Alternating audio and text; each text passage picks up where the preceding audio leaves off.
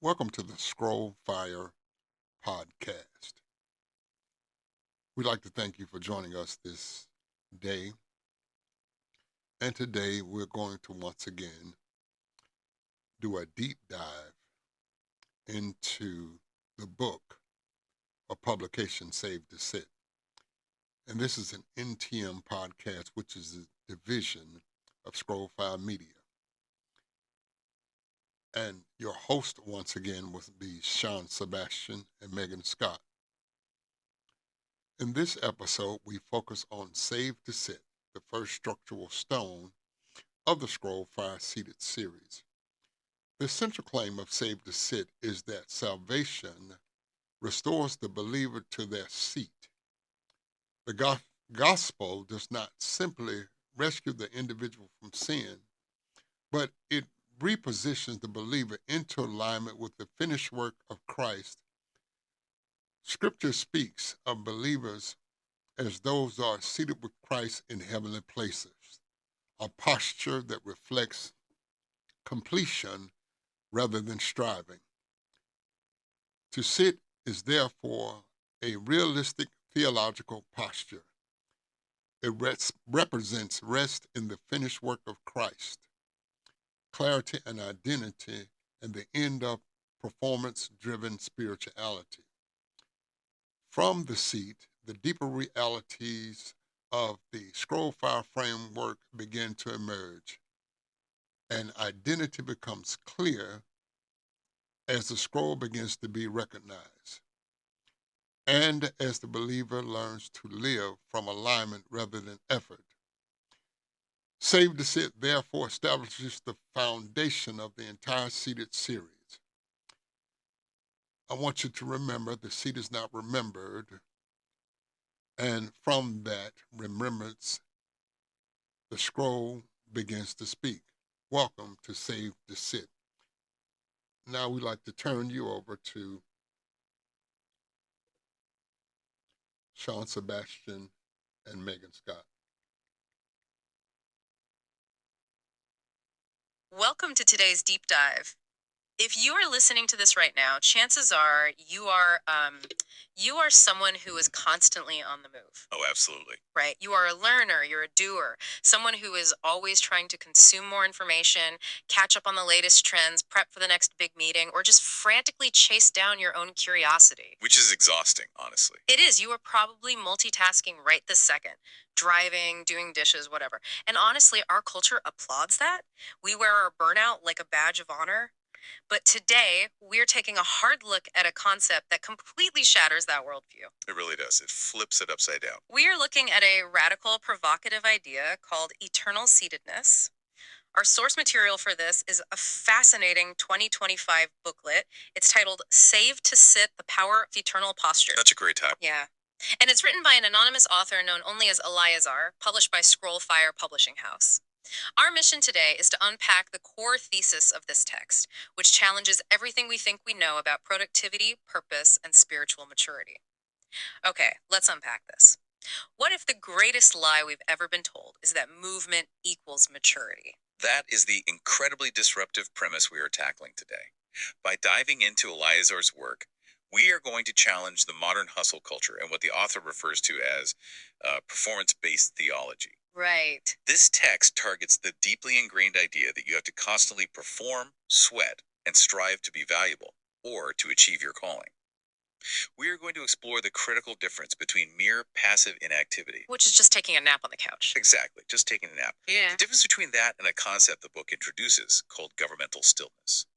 Unpacking why that distinction matters is crucial, because understanding it might just fundamentally rewire your own sense of purpose and how you operate in your daily life. I want to dig straight into that because the book comes right out of the gate dismantling this idea of earned seating. Eliazar argues that most of us are taught to chase our purpose like orphans running towards some distant approval. That phrase is so heavy. Orphans running toward approval. It really is. The text calls this the myth of movement. It's the belief that you must endure, preach, suffer, or hustle your way into earning a seat at the table. Help me understand the foundation of this argument. Where is the author pulling this from? Well, the author synthesizes several heavy-hitting theological and philosophical voices to build this case against the false gospel of performance. It starts by looking at the fundamental nature of grace versus works. Okay. Eliazar quotes the influential 20th century Christian teacher Watchman Nee to anchor this point. Nee famously said, Christianity begins not with a big do, but with a big done. The Christian sits down and rests in what Christ has already finished. That feels completely backward to how most of us operate, doesn't it? I mean, we are conditioned to believe that any kind of significant achievement, whether it's spiritual, professional, or personal, starts with a massive to-do list. The big do. It absolutely flips the script. And to build on that, the text brings in Dr. Dietrich Bonhoeffer. Oh, right. Bonhoeffer noted that while Christ calls a person to come and die, he also bids them to come and rest in what is already secured. The consensus the author is drawing from these thinkers is that divine authority and your core identity are not merit badges you earn at the finish line of exhaustion. They're given at the starting line. Precisely. You do not earn the seat by moving. The seat is the prerequisite for any meaningful movement. There is this striking moment in the text that illustrates that perfectly. The book includes these sections called Eliazar Codex Insights. Those were fascinating to read, right?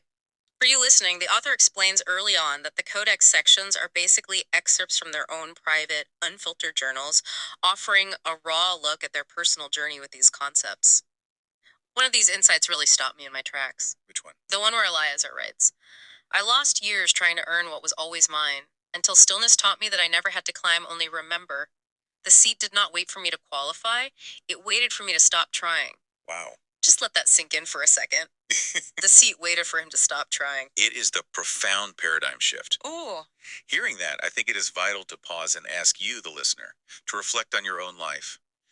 Where did you first learn to equate your worth or your spiritual maturity or your professional value with how busy or visible you are? Think about that deeply. Yeah, where does that come from? Was it modeled for you in your upbringing? Did you absorb it from climbing the corporate ladder? Or perhaps from a religious institution that praised constant volunteering and burnout? We are so conditioned to believe that if we aren't sweating, we aren't serving. The text is asking you to deeply question that assumption. And to really grasp how the author dismantles that assumption, the book draws a hard line between two main concepts, the scroll and the seat. Help me understand that distinction. What do these two things represent in the context of our daily lives? In Eliazar's framework, the scroll represents your assignment. It is your divine identity, your specific calling, your vocation, or the unique burden you're meant to carry out in the world. It is the what of your life. Okay, the what and the seat. The seat, on the other hand, is your origin. It's your foundational posture. It is the where of your life. It represents a place of completed identity and rest. So how do those two things interact? Because it seems like we spend 99% of our time obsessing over the scroll, figuring out our purpose, writing the business plan, launching the ministry, and we completely ignore the seat. That is the exact core conflict the book addresses.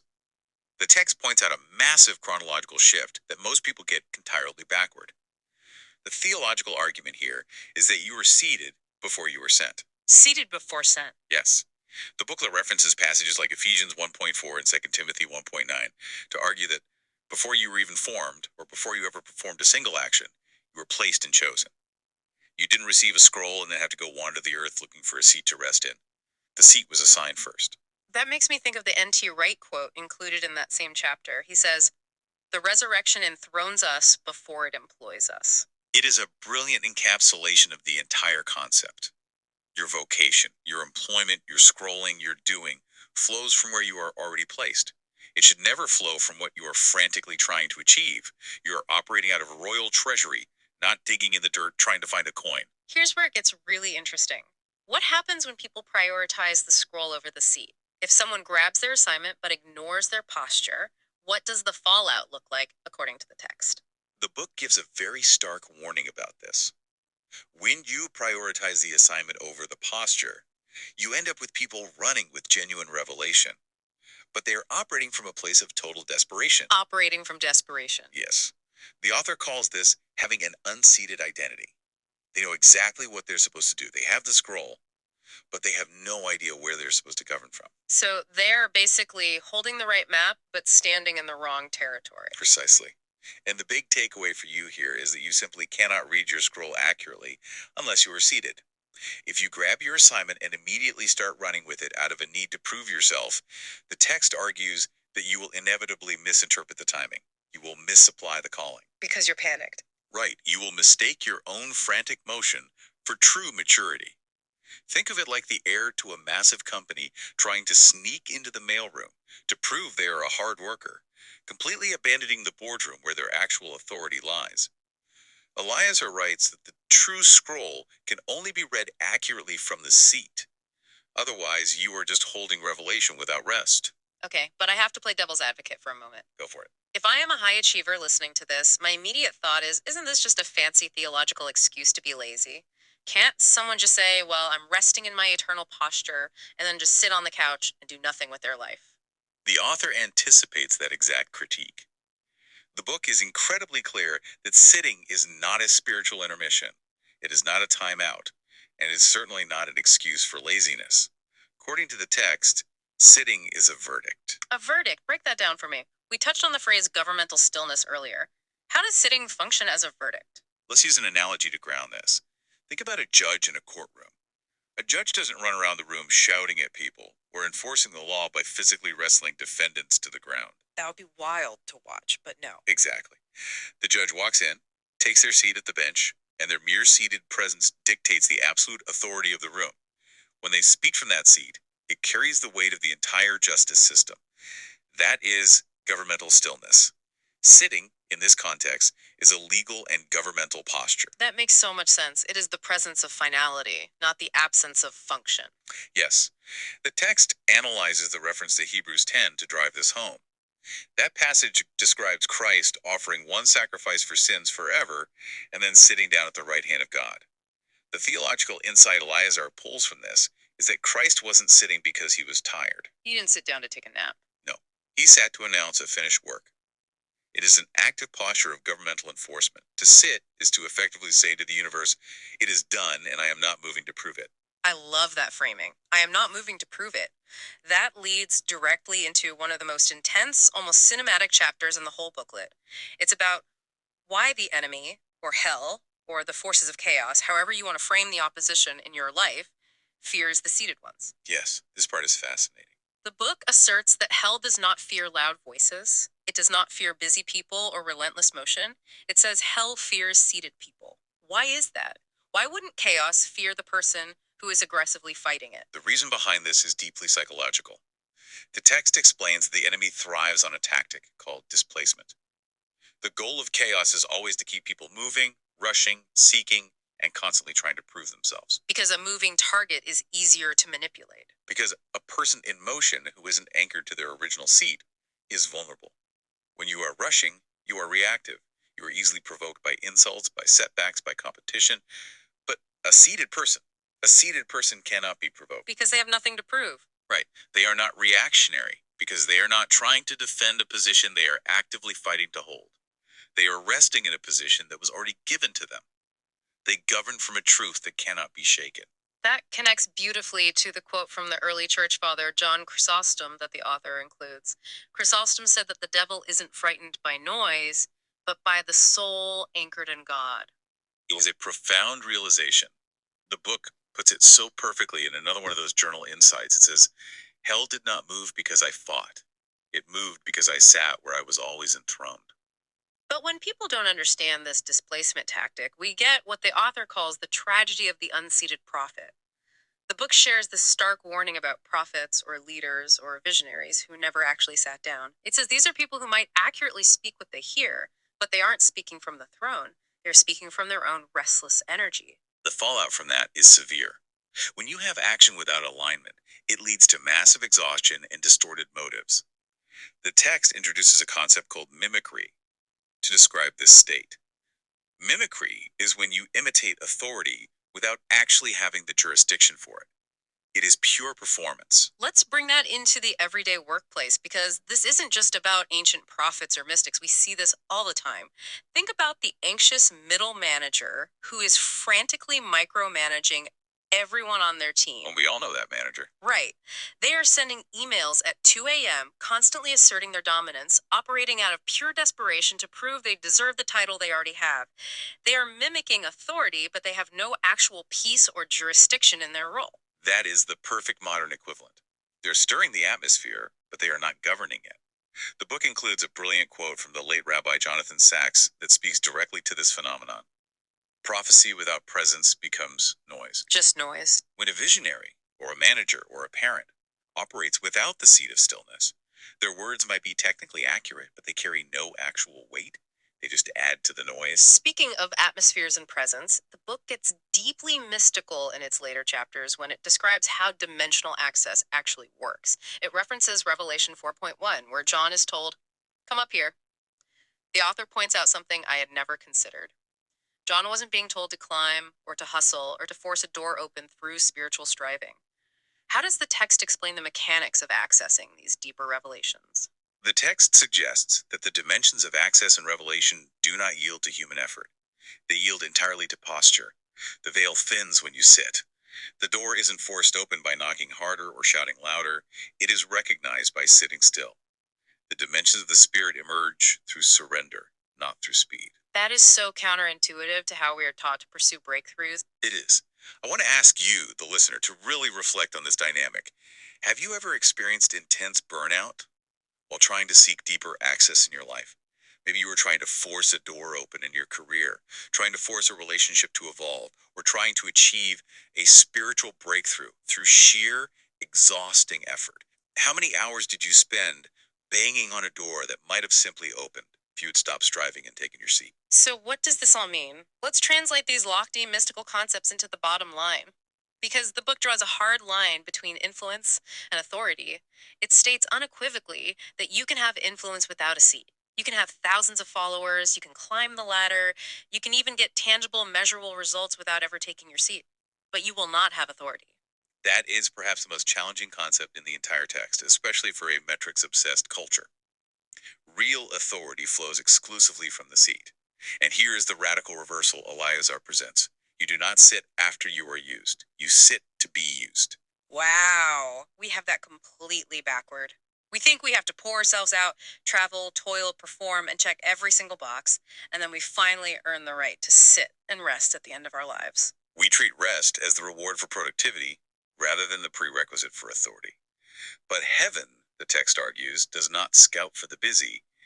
It waits for the still. Usefulness to the divine begins in being found in the seat before being used in the field. The author points out with such passion how much it costs us to get that wrong.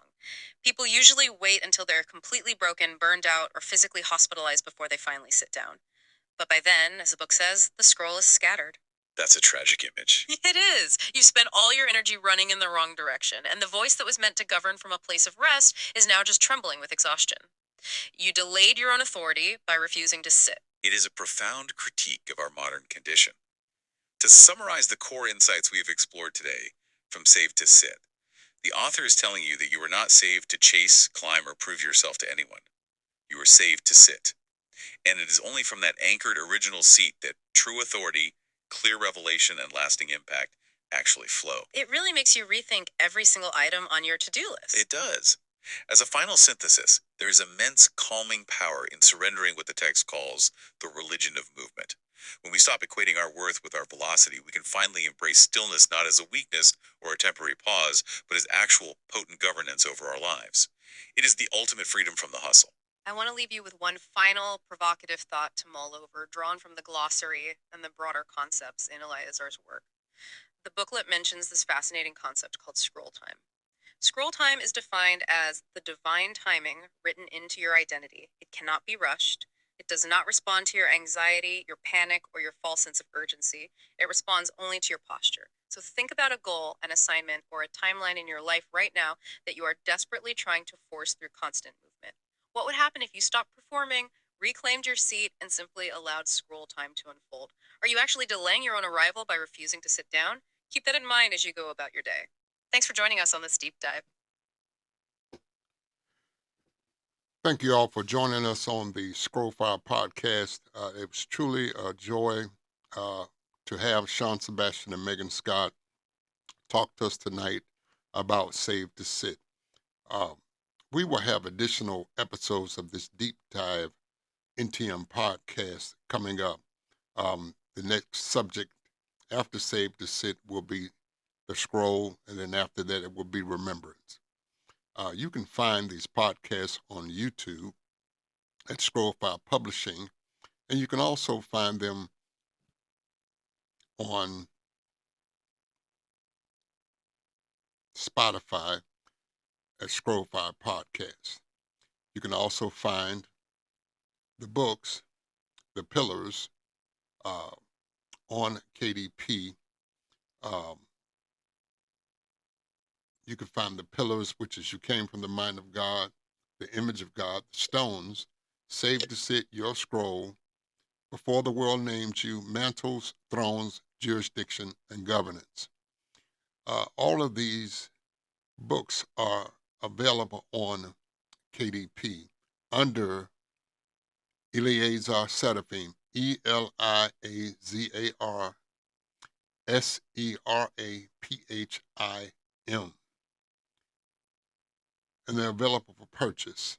You can purchase them individually, or you can get a Kindle Unlimited membership and read all of them for free, which is what I recommend. We thank you tonight once again for joining us on the Scrollfire podcast, and we look forward to seeing you soon. God bless.